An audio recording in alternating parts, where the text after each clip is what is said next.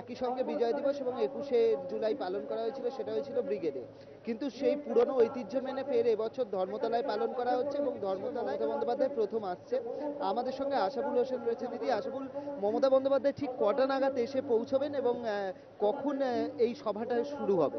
মমতা বন্দ্যোপাধ্যায় একটা নাগাদ এই সমাবেশ স্থলে এসে পৌঁছবেন এবং যেটা মনে করা হচ্ছে যে বেলা 3:30-র মধ্যেই সবার কাজ শেষ হয়ে যাবে, কারণ রোজা শুরু হচ্ছে এবং সেই কারণে সেটা মাথায় রেখে তিনি খুব একটা দেরি করবেন না, তাড়াতাড়ি তিনি তার সভা শেষ করবেন।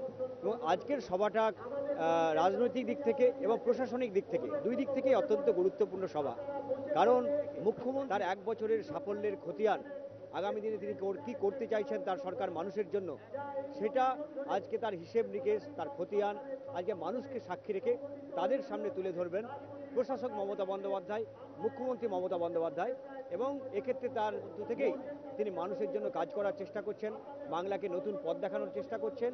আজকে এই সমাবেশ থেকে সেই উন্নয়নের বার্তা আগামী দিনে রাজ্যে যেটা ব্রিগেডে হয়েছিল তাতে আমরা দেখেছিলাম যে টলিউডের প্রচুর শিল্পী এসছিলেন, বিদ্বজ্জনেরা এসছিলেন। 21শে জুলাই বরাবর এই যে মেট্রো, এই যে ধর্মতলাতে হয়, সেই 2010 পর্যন্ত যে সমাবেশ হয়েছে এখানে আসার কথা রয়েছে, যেরকম আশাবুল বলছিল, এবং তারপর সবার কাজ শুরু হবে। যদিও সবার কাজ দ্রুত শেষ করার একটা পরিকল্পনা রয়েছে, তার কারণ বেশ